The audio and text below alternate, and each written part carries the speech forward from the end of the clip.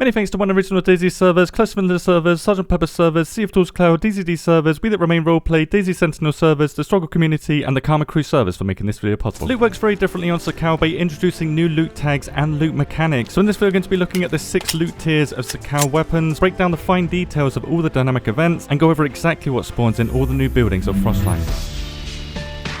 Just like Chernarus, Sakhal has 4 main loot tiers, but it technically features 6 in total. Tier 1 covers the outer islands and where players spawn, and here are the weapons you can expect to find in Tier 1, listed by how easy they are to come across. For example, the 1911 is much more common than the Mosin because hunting loot is limited to these stores in Tier 1, where the village loot tag where the 1911 spawns is far more dominant here. Even if you're lucky enough to find a Mosin, no ammo for hunting weapons spawn in Tier 1 at all, and the magazines for weapons like the Deagle, the 75 and the IJ all spawn alongside the guns themselves, so as a fresh spawn, your weapon choices are pretty much limited to these 7 options on Sakhal. Tier 2 covers the southern coast and the interior of the mainland, where ammo for hunting weapons begins to spawn, along with all the weapons of Tier 1 plus 7 new ones. If you're hoping to upgrade from your starting weapon, police or military locations are the way to go here, but unless you head to the prison camp, finding police weapon upgrades in Tier 2 is going to be pretty difficult, making military locations the best chance for an upgrade from the coast, with 4 solid weapons spawning in Tier 2 military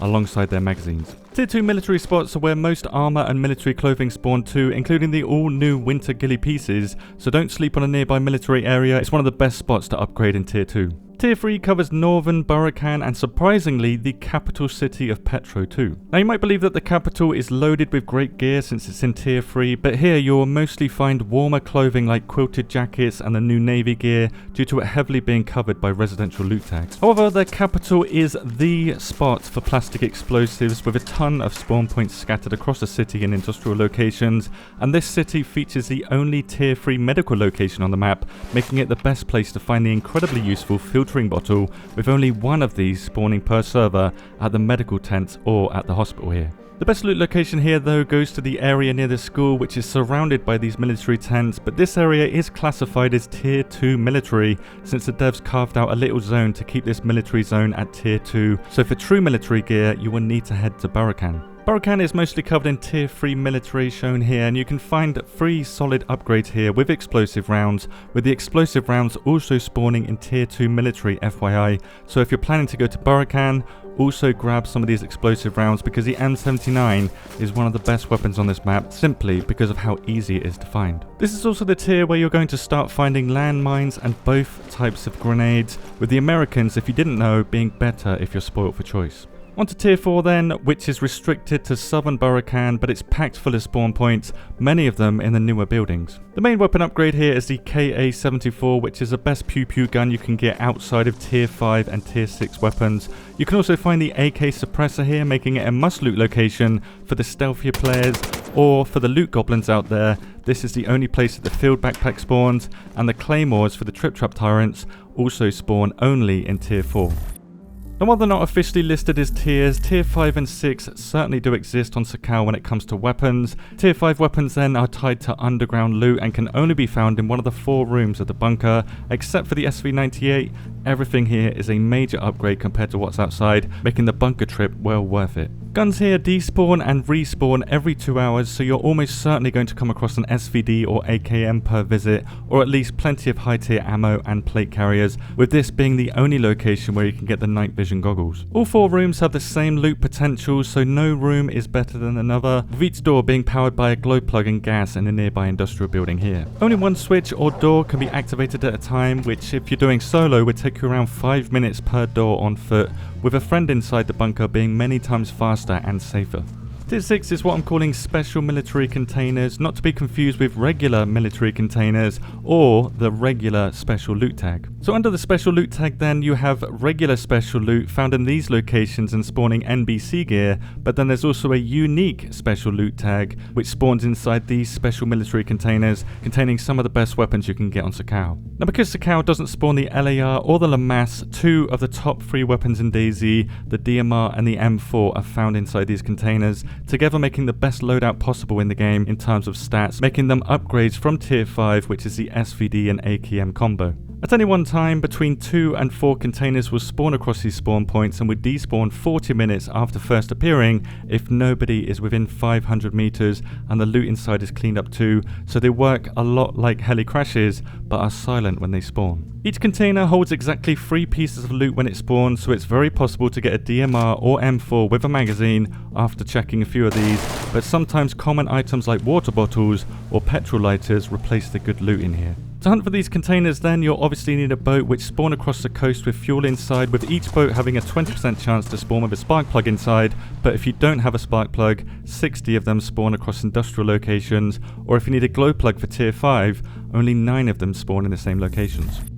Apart from special military containers, Sakhal has 2 other dynamic events. The first one is police cars, which work exactly like they do on other maps. Out of the potential spawn points here, up to 7 can spawn at a time, and they despawn roughly after 40 minutes if nobody is nearby. Each car comes with police or prison infected and at least 3 pieces of loot on the ground, and you can find police gear from all of the tiers here, so it's possible to find an SSG, bushlight jacket, or even the ×6 ACOG as soon as you spawn on the coast if you're lucky. The second dynamic event is the frozen scientist, with a maximum of 1 spawning in 2 possible locations at the volcano, and it refreshes every 30 minutes if no players are nearby, and always spawns with a locked briefcase. The keys to open this briefcase can only be found in the new laboratory loot tag buildings, which have a high chance of spawning them in 2 different locations, the lab structure on the east side of the volcano and what I'm calling base camp on the west. Inside the briefcase you will always find this loot in this order, and the briefcase itself can be used as the only lockable container in DayZ, or it can be used to create a stash,